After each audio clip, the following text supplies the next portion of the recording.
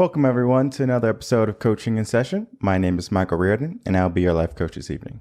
Today, we're going to be continuing with my agenda. So the agenda I like to follow is talking about my blog on Monday, talking about a book on Wednesday, and then on Friday, either continuing with either of the talks, both of the talks, or of an interview I have done in that week. And the interviews will be with several professionals in their respective careers. So a life coach, health coach, relationship coach, etc. So that's what I'm doing, right? I'm talking to people, getting a better understanding of what's going on in their world because they're experts in their field, and rightfully so. So if they're able to endow with me some wisdom, then I'm going to say, all right, cool. All of that is happening. All that is good. We're going to be talking about a book that I recommend for anyone who is in a traditional relationship. So what does a traditional relationship mean? Well, a traditional relationship basically is saying a man is going to provide, keep everyone safe. Not saying that the woman can't, right? But we're being traditional. And the woman is going to take care of the house and the kids. Right? Stay at home wife type of thing. Can this work if someone wants to not be traditional? Maybe. Right? It's very possible it could work. What I recommend is to have that type of mindset going into this. Because if you do, then you're going to understand one thing. And that thing is going to be, all right, if I want this relationship to work, I have to understand my position. What role do you play in the relationship? Because I find that in relationships, or when people are in relationships, their role is not definitive. That's why the modern girl independent movement is so bad for women in general when they want to have a relationship. And it's not saying that they can't have a relationship and be a modern woman. It's more so of their mindset. They're saying in their mind, well, if he starts acting wrong, I'm going to leave him. Rightfully so, right? I'm not saying to stay with someone who's not acting right. But what I will say is if you're going to have that type of mindset, the moment that thought comes in your mind, even if it's an idea or just a passing, fantasy that, went in your mind, you say, okay, well, I thought about it. Maybe you think about it again and then again. And then eventually that becomes your truth. And that becomes your goal. You don't want to be in a relationship where you're thinking about getting out of the relationship. You want to be in a relationship where I feel like I want to be in this relationship.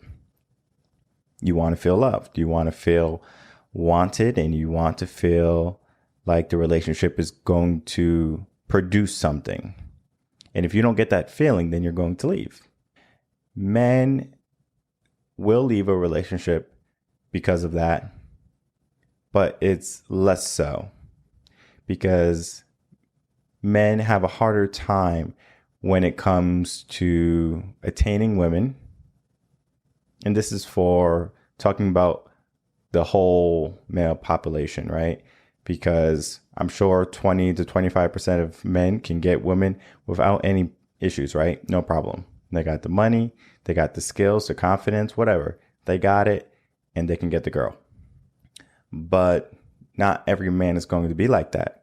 So if not every man is going to be like that, then that means, let's say 75% of men are going to say, well, I'm in a relationship, and I know how difficult it was to get a relationship or start a relationship. So guess what I'm going to do? I'm going to stay in my relationship, even if I'm not 100% satisfied. That's why women initiate more divorces. That's why women leave relationships sooner than men do. You really have to mess up if a man is saying, all right, baby girl, you're done. And that's typically with cheating, maybe something with finances, like something big. You have to really mess up. So if you mess up, his favorite shirt, maybe that was the last straw, but typically he's going to say, okay, well, whatever, just be more careful next time or something like that. But the book, it's called Love and Respect. And we're going to be getting into that. So I actually own the book. I don't have the book with me because for some reason, when I have a book that's good or I recommend, I'm always first to lend it out. So someone has my book, my hard copy of that book. Not necessarily that I need the book because I don't need to reread it, but it's always a good reference tool when dealing with problems in your relationships, because there's some key points we're going to take away.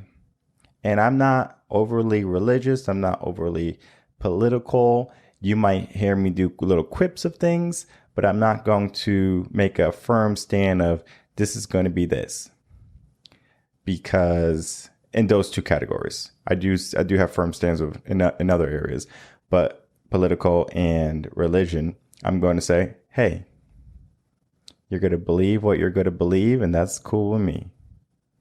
If you want to try to shove your rhetoric down my throat, you can try. It's not going to work. It's kind of like a Jehovah's Witness knocking on my door on Saturday morning. I'll talk to them for an hour, but I'm not going to, convert to their religion. No. I'm just a sociable person. So just understanding that. Because when we get into the book, there is a religious aspect to it. And rightfully so, because being a traditional type marriage stems from olden days and days where religion was very prominent. Households were raised to have a certain type of religion, and they believed in the religion. So for me, I was born and raised Catholic. And in that type of household, you're taught the commandments, all the, like the golden rule, the Bible, right? All those things to make you a better person. And when it comes to relationship, marriage, right, it talks about no matter what, you're going to be there for that person, right? Through thick and thin, right? That's why in marriage vows, till death do us part. But 50% of marriages end before death. It's interesting because those vows must not mean anything to someone if they're going to say them and then not do them, because 50% of people are not doing it. So a large majority of people are either A, not caring about religion, or B, not understanding what a relationship should entail. And I think it's the latter. I think it's a little bit of both. But we're going to get into this book called Love and Respect. So this book here is a book I actually found at a thrift store. I was perusing the book aisle, and it was a book that I was like, I think I'm going to get this book.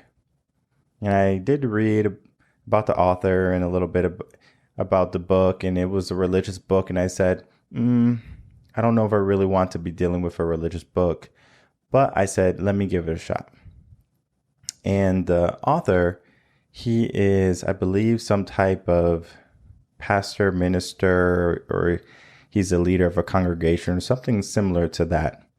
And he has helped several marriages come from the grave. So they were on the brink of divorce. They were fighting. They weren't happy.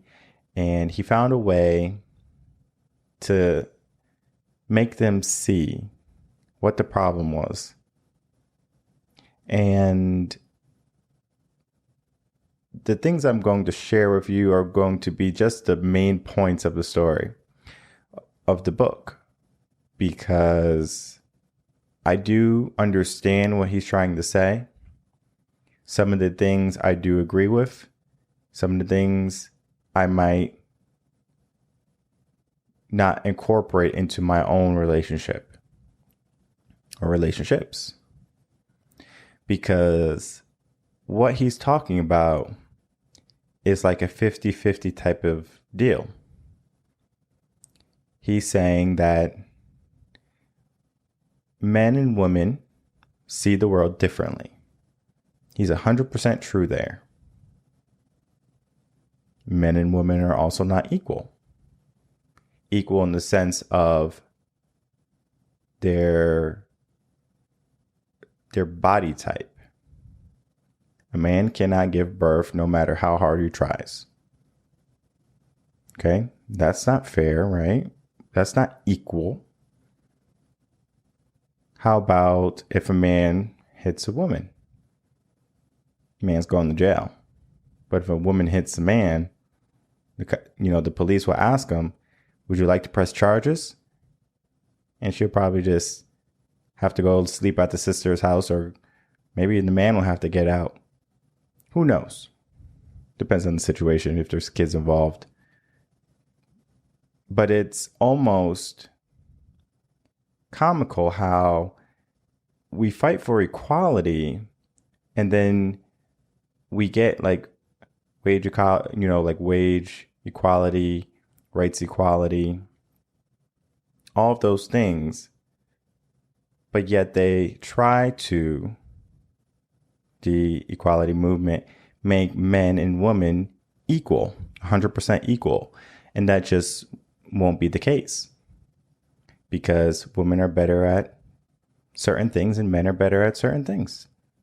That's just how life is. That's how we were made up. Men typically tend to be stronger. And there is going to be a small group of women who can compete on a high level with some men. And there's going to be men who can't do half of the things that some women can do. Maybe like certain gymnastics, or if it's dealing with childcare, whatever. That's going to require a certain type of finesse, right? A certain type of care, a certain hand, whether it be a womanly touch or a manly touch. That's going to be dependent on the situation, on the job. So understanding that part, because that part is essential when going into love and respect.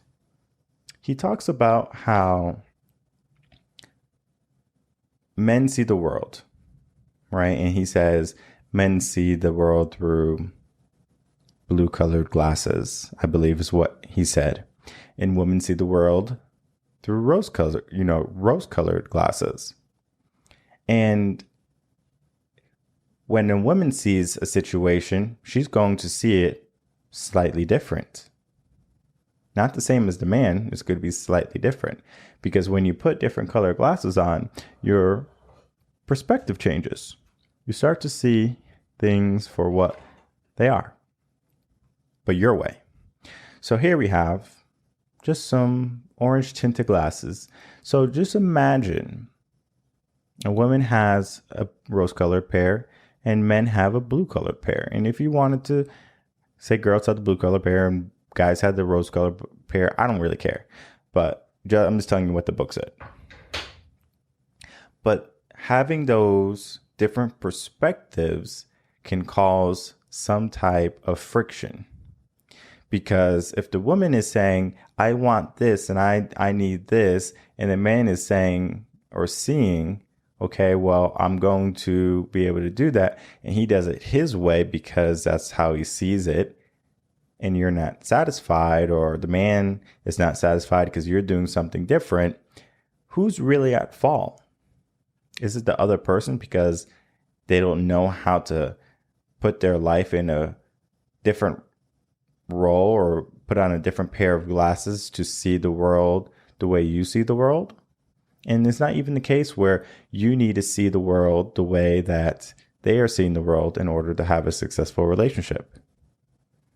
It's not necessary. However,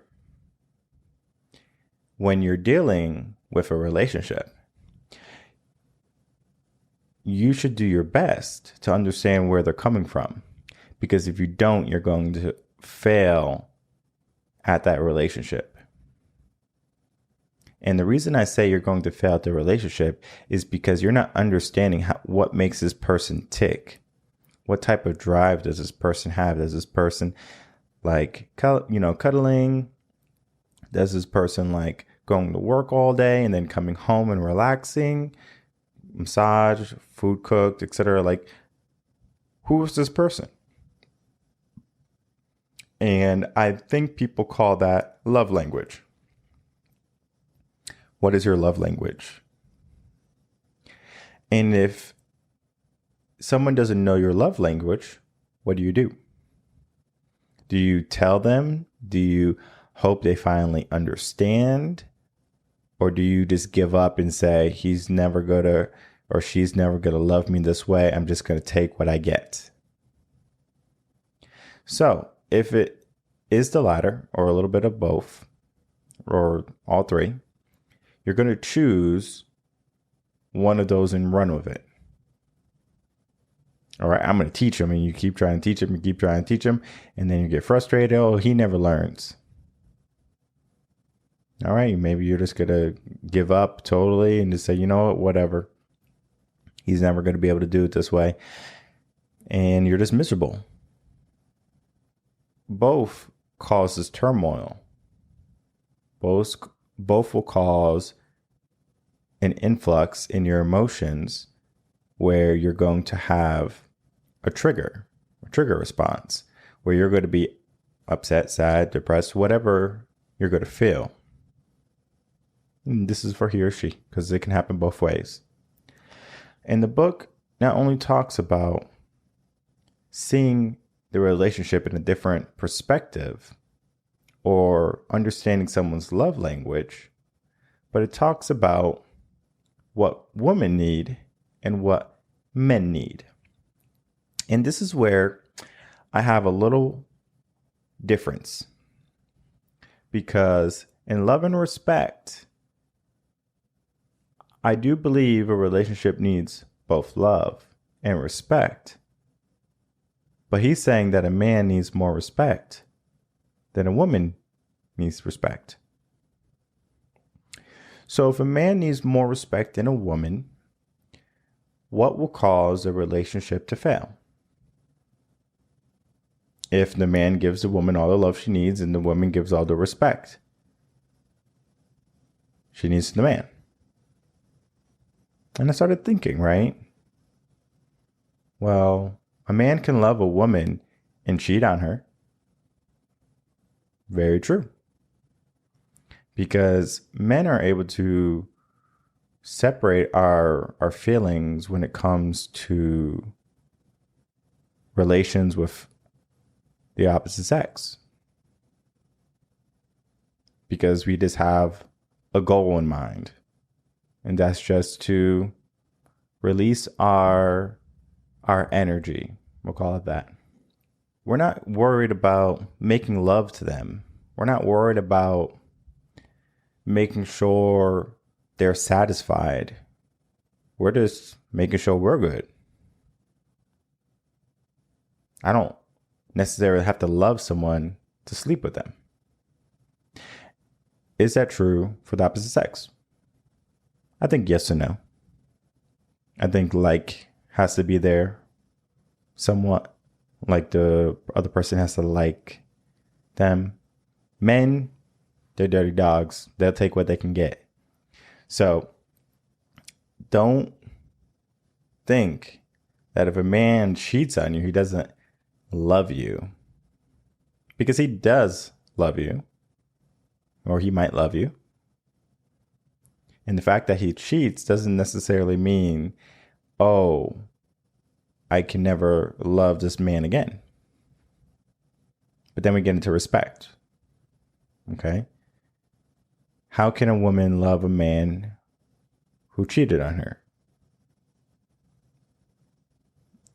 It's very difficult because there's going to be some type of disdain in your mind saying, I can't respect this man because he stepped out, etc., etc. But if a woman did that and stepped out, now it's disrespectful because the man wants respect, but the woman wants love. So is it true that both men and women need love and respect? Or is it necessary for the man just to get respect and the woman just to get love? Because in that theory of the woman just getting love and the man just getting respect, there's going to be some discrepancies. Because if the woman doesn't feel love, she will not respect the man. And if a man is not respected, he will not love the woman. And in our whole modern woman movement, in our own new era gentleman movement, where relationships are a passing glance. Let's see where this goes. Let's have some fun. Maybe we'll sleep together. Maybe we won't. I don't care.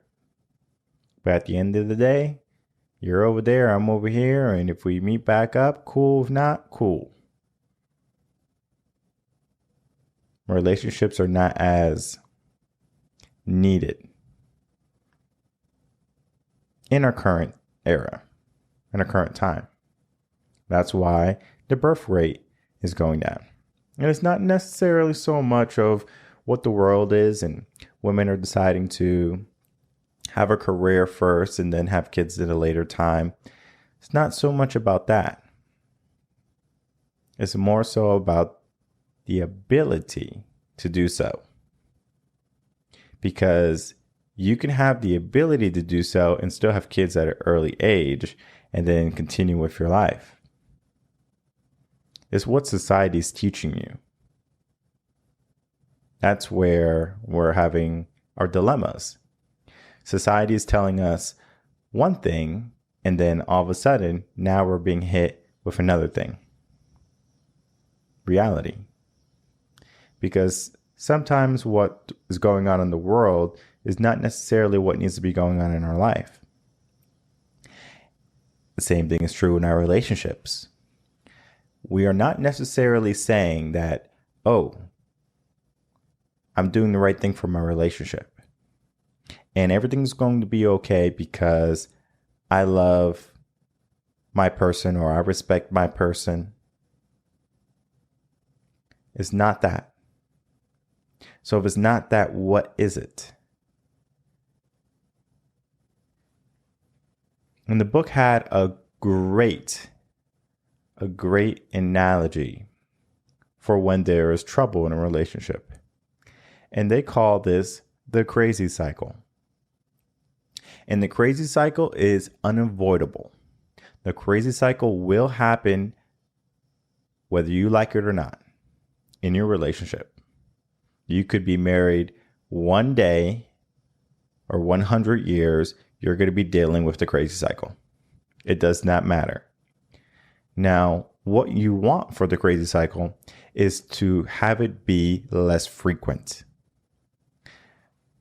If you're fighting every day, every week, every month, maybe it's time to understand what are the triggers that create that crazy cycle. Because if you can understand the triggers to not having arguments, then you can have more time to love and respect each other. And you can understand what this person is thinking and how they're seeing the world with their colored glasses. And then make a choice. And it was very simple with our traditional marriages. Men protected and provided. Women stayed at home, took care of the house and the kids. And I understand that when a woman does that, it takes away her ability to leave if she wants to or needs to. It takes away some of her freedom. Because she's almost stuck in that relationship because this person is basically taking care of her. And that is why women wanted to get out and work. so they can have their own money, so they can have their own house, own car. They didn't have to borrow their husbands anymore. They can simply say, all right, I'm going out. See you later. Because at that point, it was no concern of the man. And then the women are now taking on the role of now they're going out, now taking care of the house. Maybe they are, right? I'm not saying that they are going to be unable to do so, but they're not going to be doing it at the standard they were doing it beforehand, because that's all they were doing. And being a stay-at-home mother or stay-at-home wife, it's not an easy job. I know it. Cooking, cleaning, shopping, kids, homework, all that stuff. It's a lot. And work can be stressful too. So if you top work on all that, it becomes more difficult. And I'm not saying that it can't be done, because it's done every single day. And there's single mothers who do a great job with several kids who are able to handle their business because they rise to the occasion. They don't simply say, well, my baby daddy ain't nothing, and now what? I'm just going to be upset that he ain't nothing and nothing's going to happen. Usually they handle their business. They do what is needed. And though they may not be as happy as they want to be, that's the life that they have. And there's a lot of sacrifices that are made in that type of relationship. So this is on a side point. Be very careful who you have kids with. And I know in Texas, I live in Texas, and there's the whole abortion thing going on. Do not lay with someone you wouldn't mind having a kid with. It is that simple. Do not lay with anyone you do not want to have a kid with. And if you do, and you need to hop over to Mississippi or Tennessee, you could do so. But the rule of thumb, if you're having relationships with or relations with someone, don't lay with anyone you wouldn't want to have a kid with. That's going to solve a lot of problems.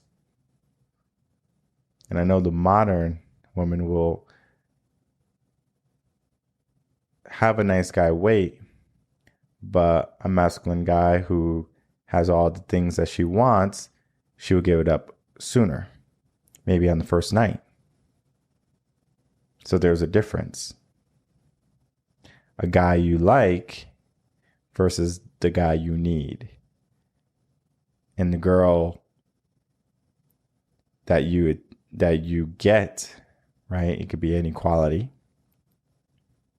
or the girl you deserve. So that's just a little bit about relationships, but getting back into the book of love and respect. So if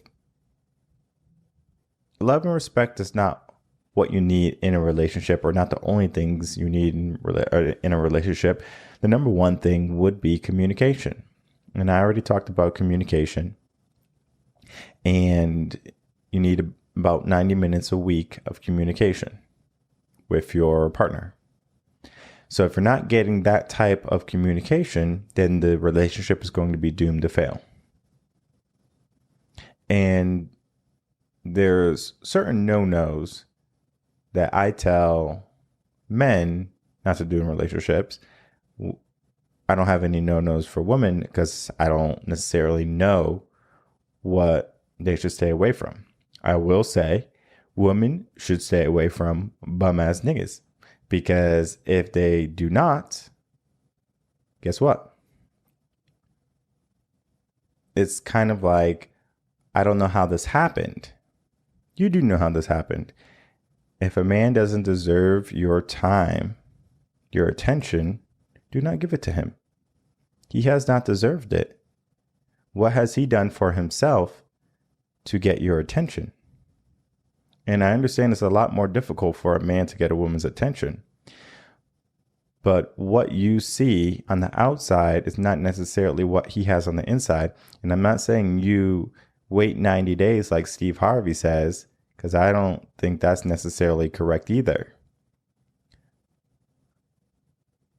You have to be able to vet someone by having a conversation with them. You need to develop at least 3 questions that's going to identify the value of that said person. And that's what I did. I developed a series of questions that I would ask my date when we were starting the dating process. And I was easily able to identify if I wanted to pursue a relationship with this person. There wasn't any, oh, I have to wait 90 days until I understand if I like this person or not. Because even if you had relations on the first day, it doesn't necessarily mean they're going to not have a relationship with you. Because if you have the type of mindset they're looking for, you have maybe all the physical attributes that they care for, they admire, they like, they're going to keep you around. So it doesn't matter how soon you lay with them. It matters that you lay with the right person. And if you're 18 to 26, that's that gray area where they might be serious about a relationship, but they also might be flaky. So they'll have a relationship, but they won't be in it for the long term. And or if you have a child at that age, who knows if they're going to leave when the kids leave? They're going to say, the kids finally left, I'm gone too. I've seen that happen several times. And it's crazy to me how someone who is with someone for 20 plus years says, you know what, I'm just going to leave because the kids are gone and I'm just looking for something else. Now the other person is left distraught, betrayed. Where was the respect? Where was the love? It wasn't there. And I understand when you're leaving someone, you don't really necessarily care about that, because you won't go into a divorce court and hear someone say they want half their love back. It's irrelevant. You're not going to say they want half the respect they gave the other person back. It's irrelevant, because at that point, it's all about material things. Money. Love and respect are out the window. But let's talk about the positive side now. So we're not getting divorced. We're not breaking up. We're in this relationship and we're trying to make the relationship better. We're trying to make the relationship work. We're having a lot of fights. We're bickering a lot, and we're not having any progress toward our growth in our relationship. What do we do? And the answer is you need to learn how to fight. I'm not talking about take martial arts class or go to the gun range and get some BB guns. We're not talking about that. We're talking about you need to learn how to have a proper argument where both people leave feeling good about it. For me, I don't call them arguments. I call them a conversation. We're just having a conversation. I don't need to raise my voice. I don't need to swear. I can have a conversation the way I'm having a conversation right now to all y'all and just simply say what is on my mind. You could say what's on my mind, and then what I do after you say what's on your mind, I'm going to give you the answer that you either like or you dislike. And whether you dislike it, is of no concern to me. Oh, what? What you say? Yes. Whatever is my truth, I'm going to tell you my truth. Because I'm not going to play coy or timid. I'm going to let you know how exactly it is. I'm not going to tiptoe around and try not to hurt your feelings. That is not what I'm about to do. So that means I'm going to tell you what is going on. And if you like it, great. If you don't like it, all right, that's cool. You don't have to like everything I do. And the other person doesn't have to like everything you do. But after that conversation, both parties have some time now because we talked about it. We worked it out a little bit. And now they have some time to peruse their thoughts, to understand, okay, that's their mindset. Okay, that's how they think. That's what they're going to do. What will I do? What will I do? Am I going to be the person to change? Am I going to be the person to give in? Am I going to be the person to keep doing what I'm doing and just kind of ignore that area? That's like a no-go zone. We don't talk about that. We don't do that. And that's fine. Whatever you do to compromise or work out the situation. But if someone's going to keep hitting you where it hurts, maybe that person doesn't care about you. Maybe that person doesn't respect you. So for example, because examples are always good, let's say I don't like going to the mall, right? I don't like going to the mall. And the person I'm going out with loves going to the mall. And so we compromise. We say, okay, I'll go to the mall once a month with you because I understand you love going to the mall and I want to spend time with you. And I think I can spend one day out of the month going to the mall with you. Okay. So we go to the mall once a month. Everything's good. But now, one day, it's only a week after we got back from the mall. So I already went my month. And you say, well, I want to go to the mall and I need you to come with me. Well, I don't like going to the mall. We already went to the mall last week. I'm not going to the mall again. And though this argument seems so trivial, it's a big argument. So you're not going to do the things that I love, the things that I like. You just don't care about me. You just want me to go out, and what happens if someone steals me or, I get in a car accident? You're just going to let me go, right? So now it's getting a little bit more heated. Well, you don't have to go to the mall. You could just stay here. And it's a constant argument back and forth. Now you're in a crazy cycle. So that crazy cycle can be avoided. How is it avoided? You have to work it out with that person because there's no correct answer to how you deal with the crazy cycle because it does depend on the person. Because if the person is going to be unreasonable, then you have to be able to deal with that unreasonable type of personality. So in that situation, what would I do? I would simply say, listen, I understand you want me to go to the mall and today I had different plans. If you did, you don't need to lie. But if you had different plans or a different agenda, just say, hey, I have a different plan, a different agenda. And this is what I plan on doing with my time today. Do you respect that? Yes or no? And giving them an ultimatum, a yes or no ultimatum, is going to allow them to say, wait,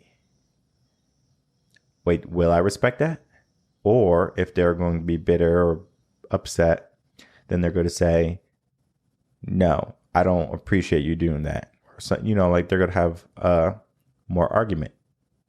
And at that point, you simply go, okay, I understand, right? And you continue doing what you're doing because they're not listening to you at that point. Man or woman, doesn't matter. They're not listening to you. So why should you listen to them?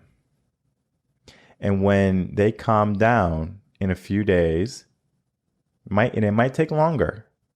It could take months. But maybe you don't have months, right? So let's say weeks. And you can bring back up this, not to start a fight, but to say, remember when that happened? And I said this and you said that. How do you think that made me feel? That's only when they're not in a heat of rage, because then it's going to help them identify, wow, I was being unreasonable, or wow, I was in a crazy cycle. So if you can help someone identify when they're doing that, then they're going to say, oh, wait, I did that. Like, I can't believe I did that. And that could be done in every aspect of your relationship. If you're having some type of discrepancy, some type of dilemma, challenge, miscommunication problem, you can address it by simply identifying what was the root cause. What was the initial problem? Why did this whole thing have to start? And I know some people could say, well, you could have simply just got up and went to the mall and just shut up. Yeah, it's very possible. You could have. But that is not what I tell my gentlemen to do. I don't do that. Our first book this month was talking about masculine positivity.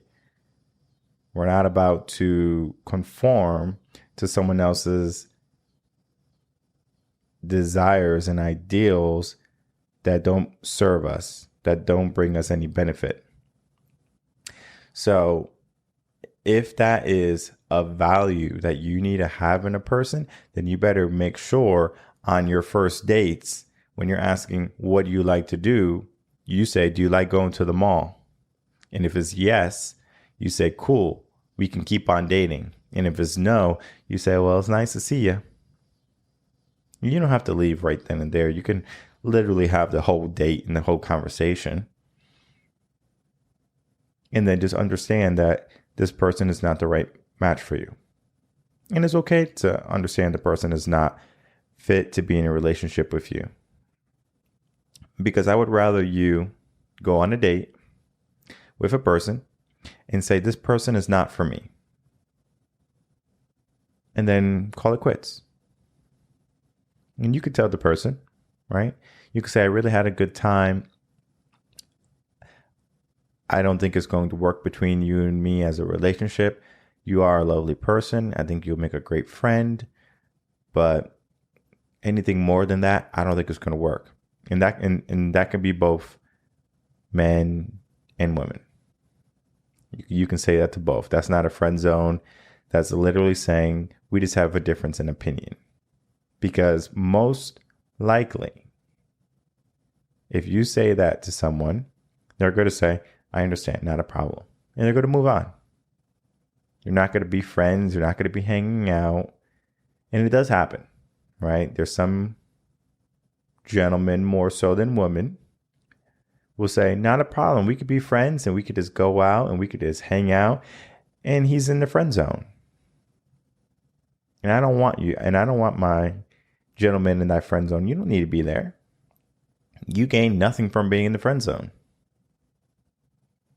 Because you will have more opportunity with other women than you would being in a friend zone. And we're getting away. We're detracting from the book again. But that is what the book is telling you, right?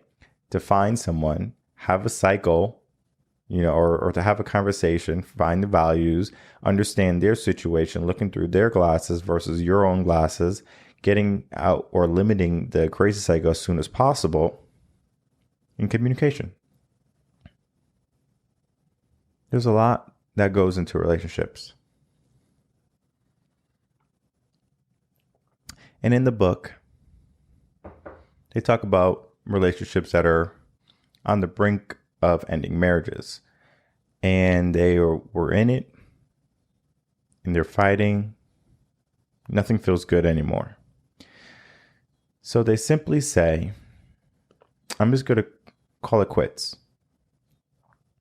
I don't want to be in this relationship because nothing's going to come from it. I'm just not happy in this relationship. This person doesn't do what I want, etc., etc., right? We start listing the excuses, the reasons. But those reasons are just the ideas you're putting in the front of your mind. Because that person probably does some good things. They probably have done many good things for you. And you probably have many more good things to come. However, that thought of all the things they do wrong is going to stop you from experiencing those other thoughts. And it's important to be able to understand what is truly important to you. Because we tell ourselves lies on a consistent basis. And eventually our lies become truth. And we don't see our lies until it's too late, typically. Or if someone points them out. For me, I love pointing out, not necessarily love, but I will point out every lie someone is telling themselves. Because it's not going to serve them. And they're contradicting their mindset. It's that but. I want to love them, but. She is the girl of my dreams, but. It's that but that's stopping you. In your relationship, in your marriage, in your dating life. But. He does everything good, but.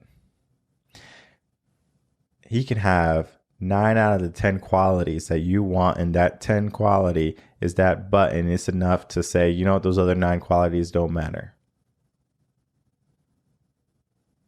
But for me, when I say, if you have 10 qualities you're looking for in a relationship, and let's say you only find 4 in someone, right? So you find 4 of the qualities you enjoy in someone. You say, wow, I really like this mix. And you decide to have a relationship. If it's a guy, he's going to go out and he's going to see a girl with those 6 qualities that he's missing.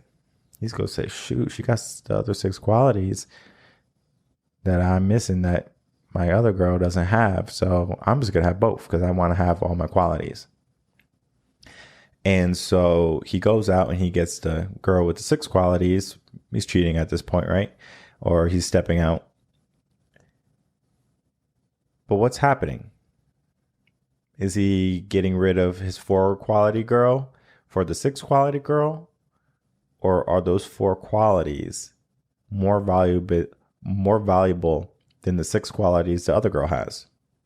And I see that a lot in dating, in gentlemen who are going out and they're cheating or going out and exercising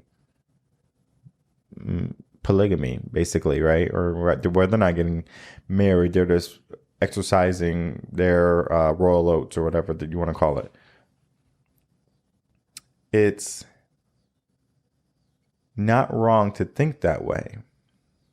But what I want you to think about is, yes, she has those 6 qualities that my girl doesn't have, but she's missing the one quality that my girl has that she doesn't have. And we're not talking about this girl has the same qualities and then 2 more or 3 more. They're just the 6 missing qualities. And that's what we see when we're stepping out. We say, oh, that person has this, that my person doesn't have, and I like that. My person is not as in shape as this person, but this person is. I like that. This person has great hair and my person doesn't. I like that. So we give ourselves a reason, an excuse, something to say, oh, that is what I think I want. And when you're talking about a relationship on the premise of what I think you want or I feel, that's 100% going to be a feeling that may or may not be your truth. It's a momentary type of thing. And I see many women who are leaving perfectly good traditional men because they feel a certain way. And there's nothing wrong with feeling a certain way. But at the same time, the reason why you do it, is it because of your feelings? Or is it because you were never really in the relationship? And maybe you were never really in the relationship. And at that point, that's going to be the man's mistake, because, or the woman's mistake, right? Like, depending on the situation. Because if someone's not able to tell if they're in it for the long haul, for the, for the lifetime, that's bad vetting. And I like to work with people I like to work with. That's why if I have a conversation with a client, if I have an interview, or friends, family, it doesn't matter. I'm not going to associate with people that do not bring some type of inherent value. And in your relationship, you should understand that too. Because if that person is going to bring you value, you're going to love and you're going to respect them for that. But if they do not, you're going to disdain and you're going to hate. You're going to disrespect and you're going to betray. And I understand midlife crisis and hormone changes and hot girl summer, whatever. Whatever you want your belief to be, that's going to be what you're going to be focusing on.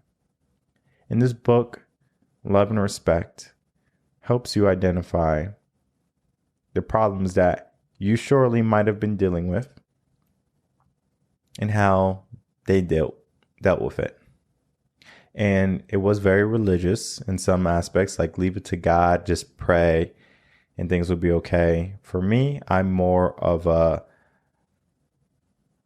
reality-based type person. Like, what can we do today? Because we're not going to hope and we're not going to pray. And I'm not saying you can't hope and you can't pray, but in order for us to get the results that we want, we need to have some type of action, some type of plan.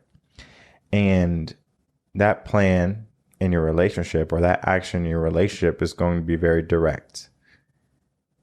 It's going to tell the person how you truly feel. And then when you tell them how you feel, now you have an understanding of where they are, how they see the world. And you may or may not compromise and say, okay, cool, this is how it's going to be now. But the moment, and I mean the moment, they say something that contradicts what they said on that first day, you make sure you tell them immediately. Because then it's going to hit them like a ton of bricks. They're going to say, "What? You're right, I did say that." And I think that type of conversation and that epiphany at that moment is going to be very powerful. And I notice relationships that have that last. It's because someone was listening and they realized that, yeah, I did say that. And he just repeated what I said, or she just repeated what I said. and it contradicts what I just currently said. So who was wrong? The first time or the second time? Most of the time, it's not going to be the first. So it's the second time. Because stress, emotion, it might come in and you're like, I'm going to say this because it goes against maybe what they're doing now.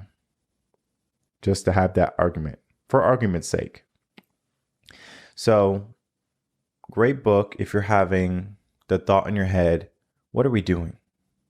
Like, really, like, what are we doing with our life? Like, we should just call it quits and you should just go on your way and I should just go on my way and we both can be happy. If you're having that thought, this book, great book to read.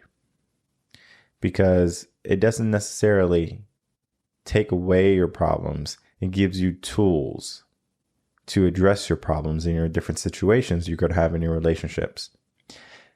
And for me, I'm an advocate of having several tools, multiple tools for different occasions. You can never have enough tools in your toolbox. And I'm not talking about the chest in the garage or in your workshop. I'm talking about in your mind. Become equipped with knowledge, wisdom. Determine what's going to work for you. And after you have done that, then and only then, you're going to be on the way to having what you truly want, whether it be in a relationship, in your career, in your life, right? In general. Understand that, because the tools that you acquired, you can now use to build the empire, to build the life that you most desire. And it starts with you, and it depends on you. So do not allow yourself to get tired, complacent, angry at the world, angry at a person because they may have done you wrong. Just simply understand where you are and where you want to be in every aspect of your life. And you're going to know that end goal can be reached. It's just going to require a certain amount of work, a certain amount of effort, and a certain amount of discipline. So get those three things. Love and Respect, great book. Want to read it if you're in a relationship, especially if you're in a marriage that's going wrong. But not in the sense of, oh, she or he sent me divorce papers. It's kind of too late at that point. You're more going to want to do it at an early age or early time in your relationship. So we're going to call it a quits there. We're going to have our next episode on Friday. And it's going to be, again, 7 p.m. Central Standard Time. If you have any questions in the meantime, please email me at coachinginsession@gmail.com. Feel free to, in the email, ask me if you want, things to be kept private. So like if you just want some quick tips or some quick advice, you could do that. If it's something good, I will ask for permission and say, hey, can I share this on the show? I don't necessarily want to share anything that might make you feel uncomfortable. And I typically would never, ever say that your name, or I'll always make up a name. So if your name is, let's say your name is Smith, I'm going to call you Steven. Maybe you like Steven. I don't know. But regardless, email me if you have any questions. If you ever join in the future, feel free to have any questions in chat. I'll always answer those questions. Until then, I will see you Friday. Take care, you lovely people.